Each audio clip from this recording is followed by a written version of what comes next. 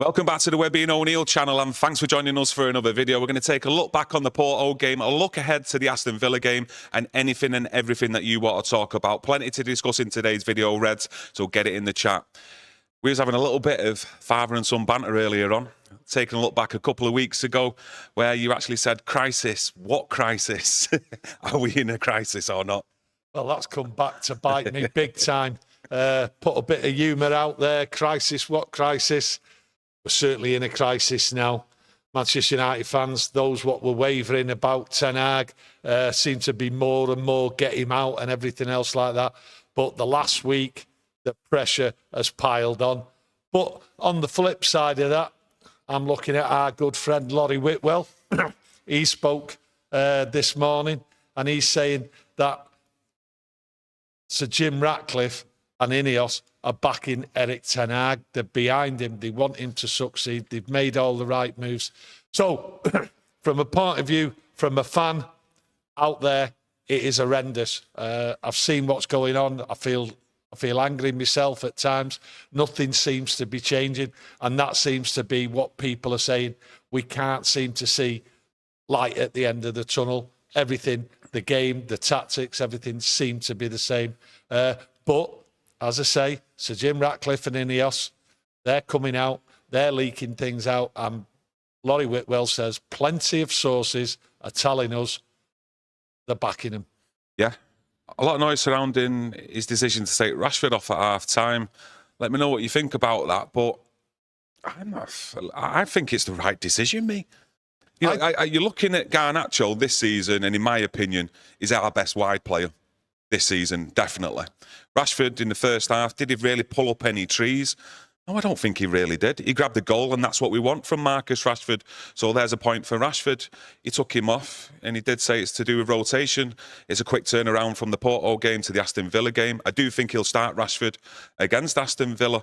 And, you know, look, going into the second half, Garnacho, come on.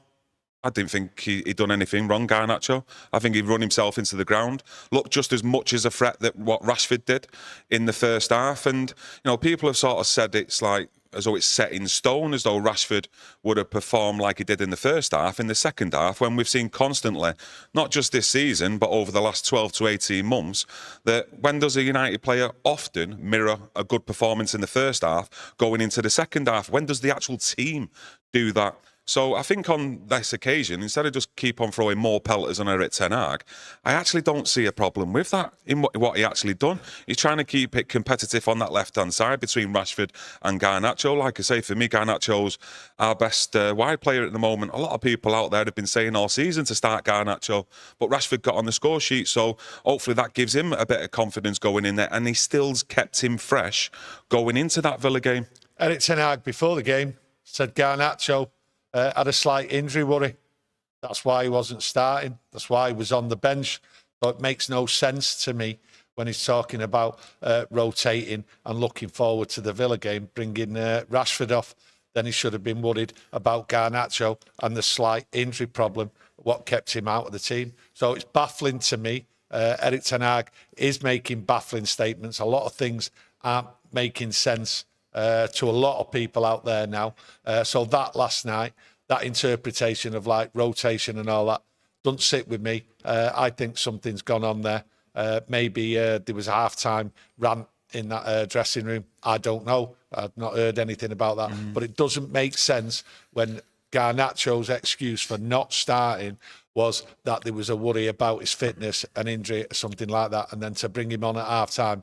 I don't see that. I don't see it anywhere. To be honest with you, I've not seen that statement from Erik Ten Hag about Garnacho having that injury worry. But, you know, if he was then brought off at half-time, the only thing I can then think of is Rashford in the defensive side of things.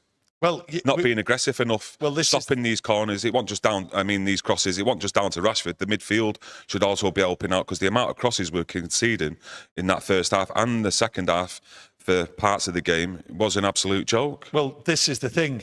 Nothing makes sense, and we're looking for things, and we can go and look for different things. People out there are looking at different things and reasons why, and there's plenty of reasons why. But the comment before the game that Garnacho wasn't fit for me. That's what I'm doing. Yeah, I can speculate and whatever. We all do that. But for me, it doesn't make sense. The excuse what he used for bringing him off. No way does it. Yeah, but even if he had a slight injury, he's still got 45 minutes, and Rashford got 45 minutes. So them two players really should be fresh going into the Villa game. That's our bread and butter, the Premier League. And I do understand. When I first looked at the starting 11, you're looking at Casemiro, Eriksen in the midfield. You're also looking up top with Højlund. Was that the right decision? I do think it was, to get him the minutes, then going into the Premier League. And that's where we need to improve. I think the focus has definitely took away now from the Europa League, and it's on the Premier League, because you're looking at our position in there, and it's our bread and butter. And that's where things will have to improve. And if it definitely doesn't improve to Aston Villa on Sunday, like we discussed earlier on, I think it's in the title, Sir Jim Ratcliffe said he's going to be watching, and you kind of get the sense, the feeling like it's the Grim Reaper turning up at Villa Park. Yeah, it feels that, like we said at the beginning, that crisis, it feels like a crisis, and Jim Ratcliffe's turning up to give an overview and have a conversation and see what's really going on. People will be in his ear, like Dan Ashworth, Jason Wilcox, and they will be having a chat, and I'm sure Erik Ten Hag will. But if you look at that side and you look at what Ten Hag is actually saying, he's picked that side with a priority for Sunday. I always thought he wanted to go and try and win a cup, the Europa League. There's a good chance that if we was playing at top form and everything was hunky-dory, we'd have a possible tilt at going for it. Baffled me, that side. I don't understand why Ugarte weren't out there. He's not played much football. Saving him for Sunday, because I think him, Ugarte and Menu will start on Sunday. But he should have been out there. It's a European away game. The thing what I noticed, and I did sort of say it beforehand, he's going out there every game playing the same style and tactics. He's in Europe away. Where was the man in front of the back four? He wasn't there. Ugarte's there, putting Casemiro there. It's clear as daylight that Casemiro hasn't got the legs. We've seen him jogging back. We've seen that he wasn't getting in the tackles. And when he does tackle, we all know that he's prone to getting booked or sent off and lunging in. So for me, it should have been Ugarte just sit there and protect that back four in preparation for Sunday, not leave him out with an idea for Sunday. Baffling his idea. I'll go back to the bread and butter as the Premier League. No, it is the bread and butter. And I do go down the line of, more often than not, that we should always start our strongest starting 11. So I do understand your point on Ugarte, and I think a lot of people would agree with that. But if you was to take the risk with Ugarte last night, and he comes off there injured, let's say, I mean, going then against Villa on Sunday with Casemiro as your holding midfield player, with how physical and well-drilled Aston Villa are, we've got huge problems. We had huge problems last night against the Porto team, who's not a team of old like Manchester United currently are, with the amount of crosses they were getting in from 20, 25 yards out, constantly attacking our back four. But that people will say, and I'm going to say, we're in Europe, the tactics haven't changed, and all we did was leave ourselves wide open. Every game we seem to have a complaint about the midfield being wide open, and we need an enforcer there. We were screaming all summer. Erik Ten Hag wanted Ugarte. He wanted an enforcer in the back four to close it down because there's big gaps. And again, we go and play with the tactics wide open. Porto exploited that time after time. They were throwing crosses in. Second half, yes, they got the third goal and defended. They just wanted to keep the lead, and unfortunately for them, right, they conceded in the last minute. But we've seen that same tactics from United. If they've ever took the lead, they suddenly start taking the forwards off, right, and then start packing it with defenders and that, hoping to hang on. That's what Porto did. But the spaces were there right through the game for Porto and right through the game for Man United. I just thought it was a poor European tie with tactically naive. You don't go away and stay open. But I didn't expect anything different, which I did say. And that's the problem. And Sir Jim Ratcliffe going there on Sunday will hope for something different. And Ugarte, we've brought him in, expensive. We wanted him, and he's got to be in there, and he's got to do the job. So it's going to be a tough ask. But Ugarte there, He's not had the greatest of starts, but then he's not played much football. So that's why I actually think he should have been out there, not just to get the fitness and everything, because it was a European tie. He would have suited that position, and we needed it, and we missed it. Yeah, I do get that, but like I said, I keep saying it. Premier League's the most important for me, especially right now with how much pressure is intensifying on Erik Ten Hag. He needs to get a win. I don't think a draw does him any favours whatsoever on Sunday. I think we need to get the 3 points just to lift a little bit of doom and gloom around him, around the football club. You know, I'm looking forward to the Villa game on Sunday. I really am. I think it's going to be a really good game, an open game, because that's all we've been seeing for the last 12 and 18 months at Manchester United. But yeah, for me, you've got to have the Garty and Maina win on Sunday. Listen, getting a win, that'd be fantastic, but that is a big ask. If you look at trying to win a game, I go back to last year, Erik Ten Hag. He used the injuries last year to the back four, that we was conceding shots, goals, you name it, the lot, it was happening. But Erik Ten Hag did have a valid excuse with the amount of times he had to change that back four. But that was his two centre-halves, Martinez and De Ligt last night, his main one. They're his first choice. So there's no valid excuses now. So what went wrong last night? Why did they concede all them shots? Why did they concede them goals? No valid excuses anymore for Erik Ten Hag. It's over. The injuries are no concern of Erik Ten Hag's now. He's got a back four pairing and he's used them, and we're conceding 3 goals here. 3 goals against Liverpool, 3 against Tottenham.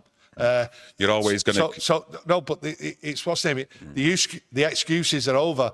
People are going, it's getting worse, and there's no excuses. So Sir Jim Ratcliffe will look at that and think, well, why is it getting worse? Because it is getting worse. Yeah. It's in front of my eyes, and you know, my eyes aren't lying. What I'm watching. Yeah, you look at when we went 2-0 up. You know, a lot of other managers out there, you would even say Pep Guardiola at City, wouldn't have really stayed the same style and, you know, the intensity in terms of keep going and attacking wide open at 2-0 down away in Europe. You know, when they went 2-0 up United, I think they should have just gone 4-5-1 or something like that, just to try and like compact the midfield, just to try and stop them crosses coming in. And for me, last night, I didn't see anything different than I seen against Tottenham, apart from us scoring 3 goals. And I think I'm getting that sense now where once you've seen one Man United game, you've seen them all now under Erik Ten Hag, because it's a repeated pattern of the midfield being wide open. He's failed to shore up the defence in the centre-half position. They're clearly not clicking right now.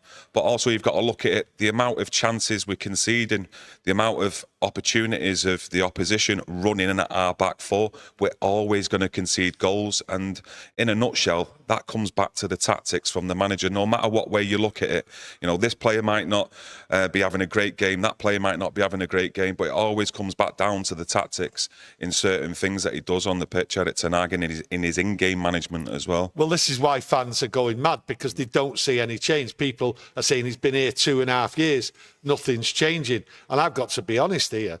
I think like he's got a fit squad, to be honest with you, right? Yeah. And it's getting worse. The tactics don't seem to be changing.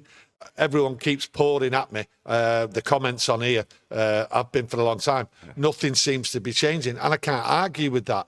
I'm just hoping that it turns around. But time's running out, and you know it all points to D-Day, really. Aston Villa, and with Sir Jim Ratcliffe turning up, he's piled the pressure on, and maybe that pressure made Erik Ten Hag sort of tweak with his starting lineup and bring Rashford off. I don't know, but it just seems very confusing. But Sir Jim Ratcliffe has to sort this out. This can't go. We've got an international break coming up, so there's some soul searching to be done here. But I'm getting more and more confused by the noises of what are coming out from credible journalists, sort of backing the thought that Sir Jim Ratcliffe is going to keep him and they're going to back him. When you actually see the football getting worse, it doesn't make sense. I'm not asking for Erik Ten Hag to be sacked. I'll never turn around while a manager's there and say, I want him sacked. I always hope that he does well. Just like 11 players. I might criticise players. when they're not playing, about their performances. But while they're playing, I want them players to do well. And it's the same with Erik Ten Hag. A strange one, because in years gone by, coming away from Porto with a draw, you wouldn't have been too disappointed, to be honest with you. It's just the manner of the fact of how we come away with just a draw, surrendering a 2-goal lead. And it's not just that game in isolation. It's because we've seen so many games like that in recent months, or even when Erik Ten Hag walked through the door. And I just want to highlight the fact that Man United have conceded 2 or more goals in 31 games since the start of last season, and 3 or more goals in 24 games since Erik Ten Hag took charge. And no Premier League club has matched those numbers. The stats also reflect how Ten Hag, like I said earlier on, has failed to shore up that defence with his tactical changes this season. I think what it is with most fans, they're not seeing an improvement. They're not seeing like a style. They're not seeing football. All we're seeing is moments. If you look before we scored, I thought Porto were coming at Man United. I thought they looked lively and everything. I thought we scored against the run of play. And if you look at the 2 goals, if that had been Onana in net, we'd have all been screaming today.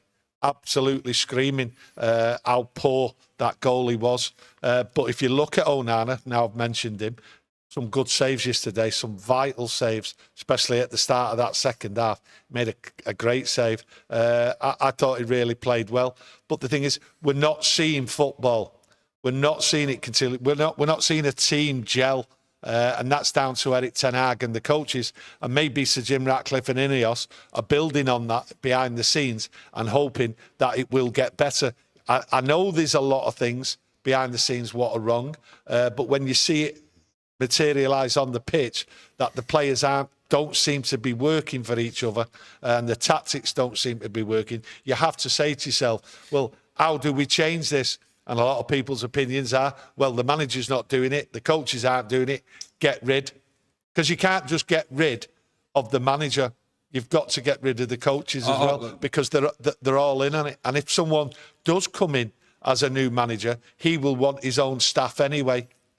No, of course, and I have no doubt if Erik Ten Hag's last game is against Villa and a new manager comes in or an interim, we'll be sat here in 3 months' time then saying, oh, it's all down to the players, it's the players' fault, they've down tools and all them sort of buzzwords. And, it is some of the players' own individual mistakes and not putting it in, not being aggressive on and off the ball that are leading to leading to situations with the opposition coming in and facing our goal where they're given goal-scoring opportunities.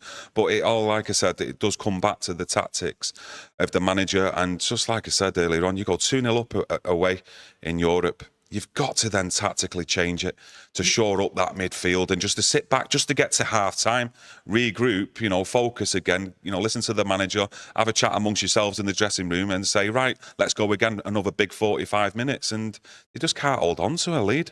Well, that there has been said all year, said last year, same thing. Let's do this at half-time, doesn't work. What's not helped is the form of Bruno Fernandes. Been absolutely abysmal this year. He doesn't seem to be able to do anything right. Any decisions he makes, we've seen him sent off now twice, yes, unlucky to be sent off against Tottenham. But last night, the decision-making and the football from him, I think he did one excellent chip into the box, but that doesn't excuse all the bad passes and everything, what he's been doing all season. His captaincy is under scrutiny here. I don't think he's doing it as a captain, but as a footballer, his form has completely gone. And I do blame Erik Ten Hag for not taking him out the firing line. We know Bruno wants to play every game, but at the end of the day, it's a team game, and he sort of like stops the momentum going by giving false passes away, bad balls, everything else like that, looking for the Hollywood pass too often. So he needs reining in and a good chat and a rest, to be honest with you, because he's not helping the team. So for me, Bruno, he's got to be took out of this team. We was just talking about Bruno. My mind switched to Harry Maguire. He was the captain. You could have said it was a captain's performance in the way he actually come on as a substitute, got straight into the game and the tempo of the game and grabbed that goal to equalise. And the big question for me is, does he come in and start against Aston Villa? Because let's face it, for me, he could come in for Martinez or De Ligt because they haven't been providing any sort of stability between the pair of them this season, really. Well, this opens up the debate. If he brings in Harry Maguire on Sunday at Aston Villa, then it says, what are we doing with De Ligt, spending that money on De Ligt? Okay, a lot of money over a few clubs has been spent on De Ligt. We've just got him, okay, and to drop him now, because that is the partnership, Martinez and De Ligt, and it was bad. There's different reasons why that was bad, why it was wide open. But to bring in Harry Maguire now is actually saying, well, I've bought the wrong players, I should stick with Harry Maguire. We know Harry Maguire plays well when he's brought in, when he's not been playing regular. We know he'll put in the effort, and fair play to him. He has fought back well. But Harry Maguire, as we all know, makes them mistakes and is poor at times.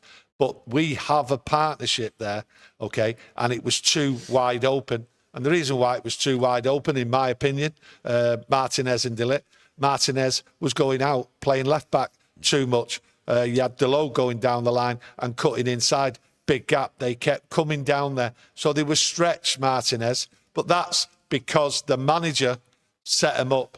And that's why a lot of people are angry with the tactics, because the tactics are clearly not working. We are too wide apart. And I can go back virtually since Erik Ten Hag's been here and say, how often have I turned around and said, we are too wide open. You will not win anything playing that type of football, and we're clearly way off winning anything.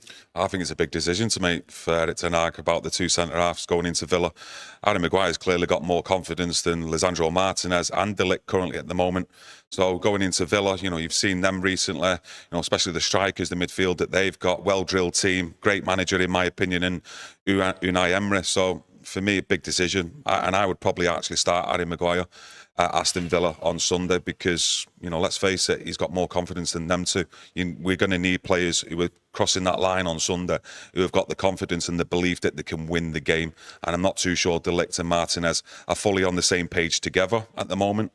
And that's the change I'd definitely make on Sunday. Well, I look at the game last season away to Villa. I think Harry Maguire had more touches in the Aston Villa penalty box than any other of our players in that first half or the first 60 minutes. Yeah, he was always a threat from corners, and he was doing the job as well defensively in our box, from what I remember. I'm looking at a team of players, young players, and that looking forward to the future. Harry Maguire's not the future.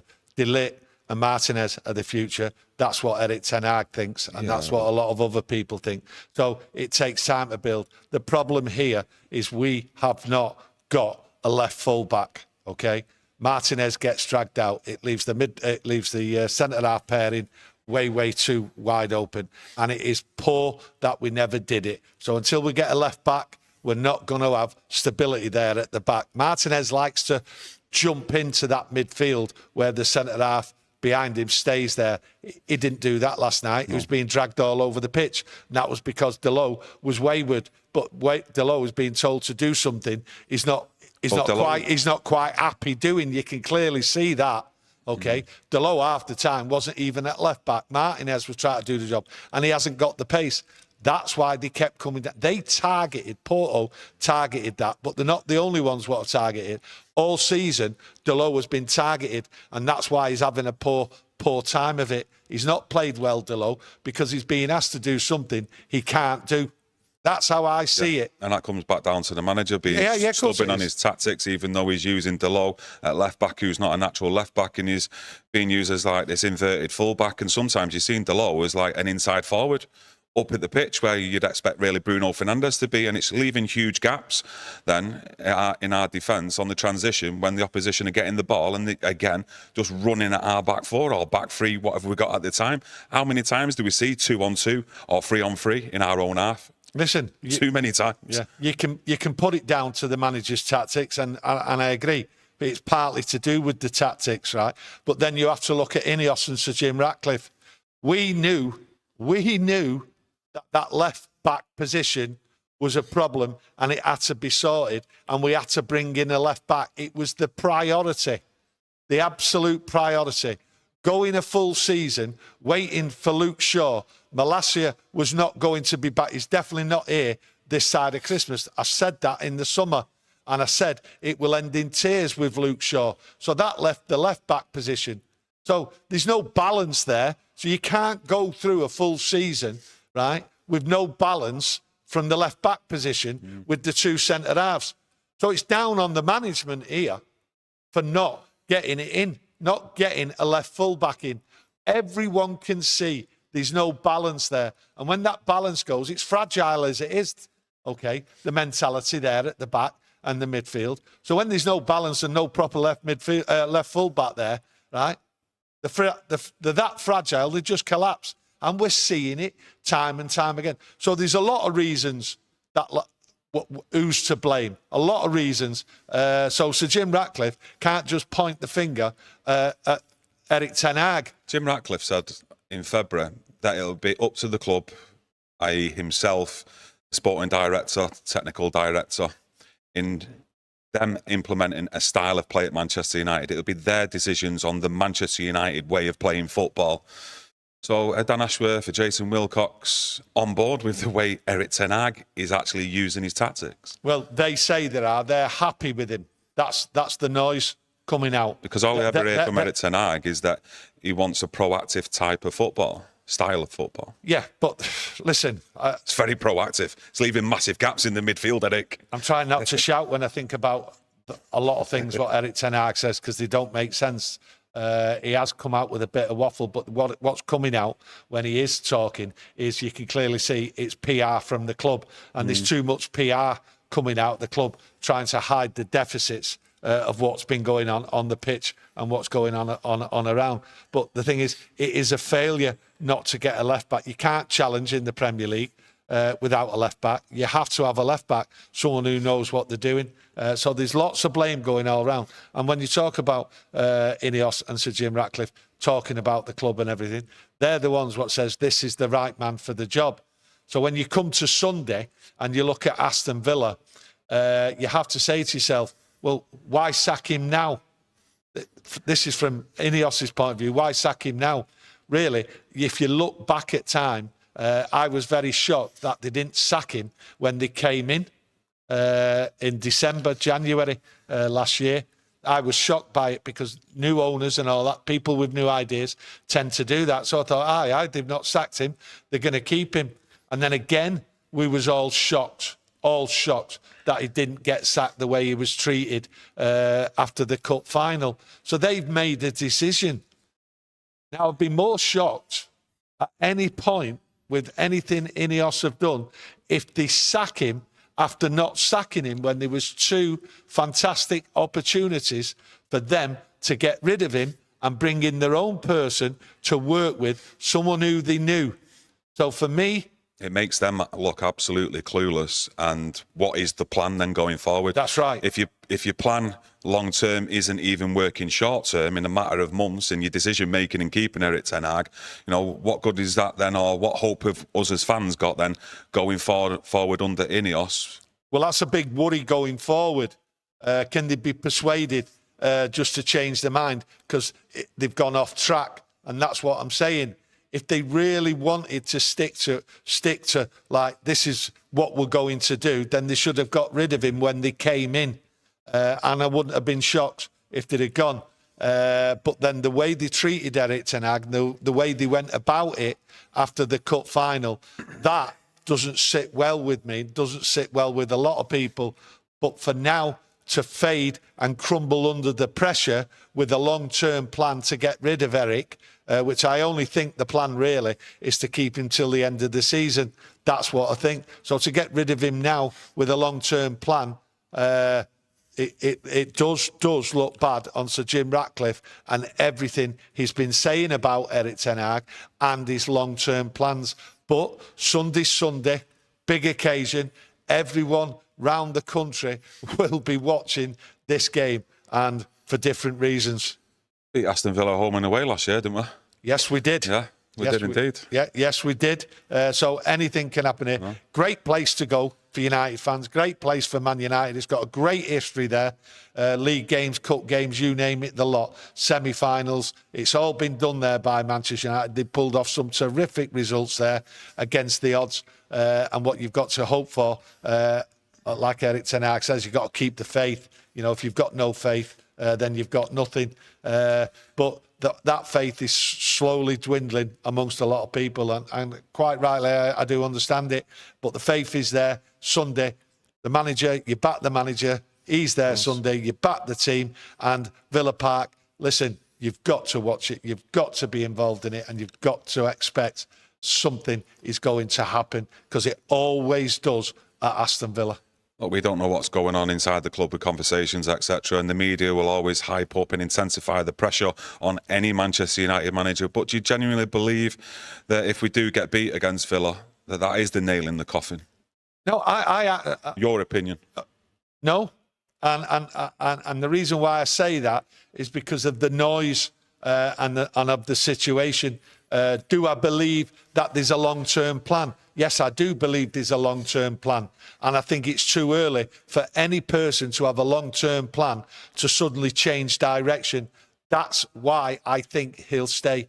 It's too early to change. And my personal thoughts on it all is that I do believe they've got him there and decided he's there till the end of the season, because they've got a plan. And the long-term plan doesn't include Erik Ten Hag.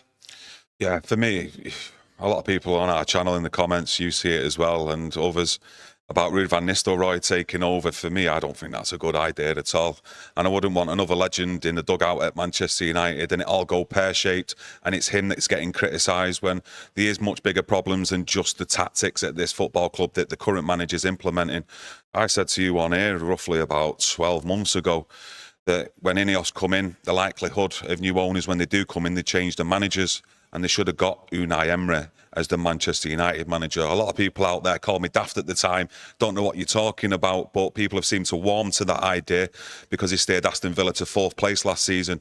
I also mentioned they should have gone out and got Ollie Watkins as well at the time when we was discussing Ivan Toney and Ollie Watkins. People out there said the same thing. People have seemed to warm to that idea of what Ollie Watkins now. He's clearly the second best striker, well, English striker currently, out there behind Harry Kane.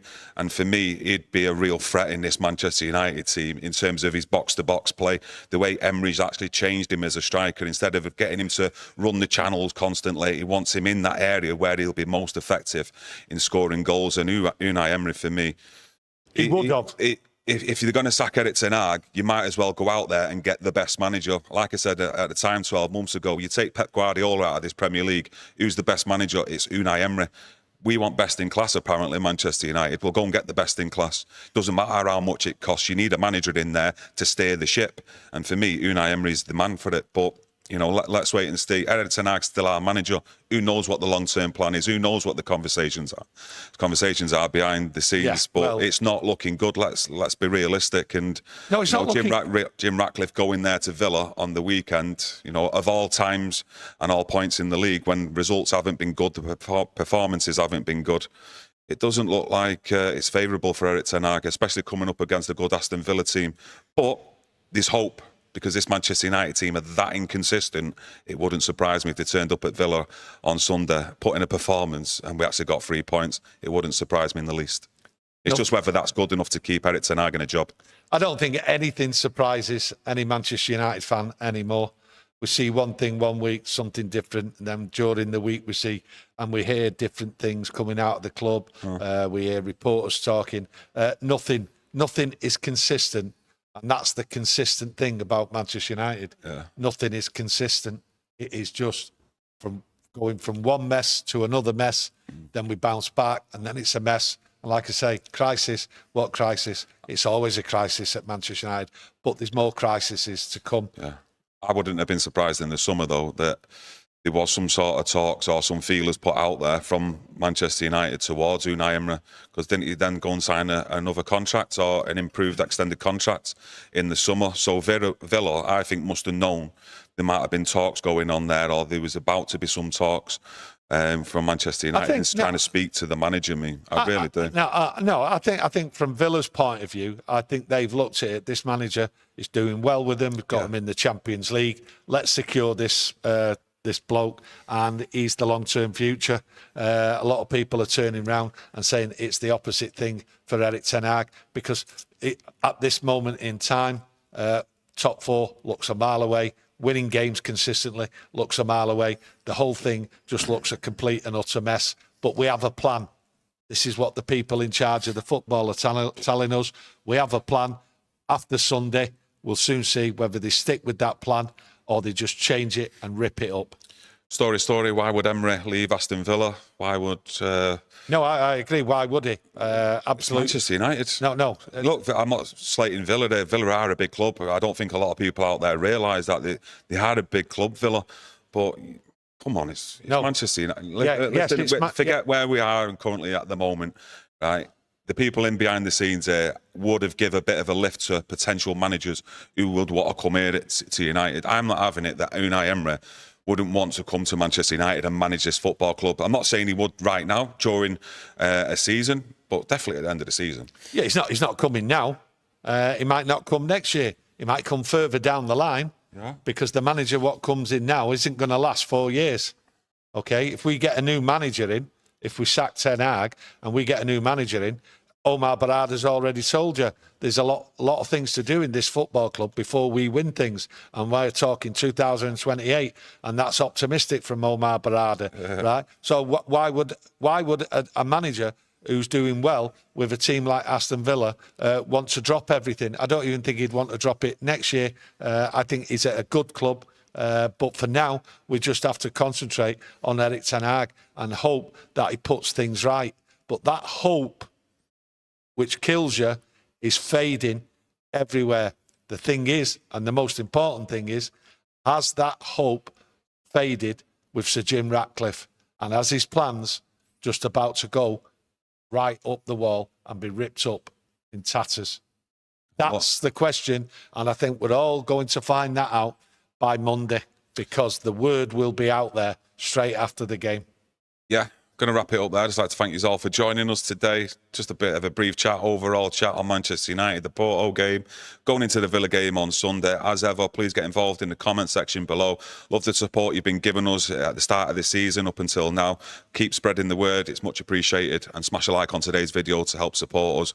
We'll be back tomorrow with a match preview, so hopefully you can join us. Enjoy the rest of your day, everyone. Thank you. Thank you.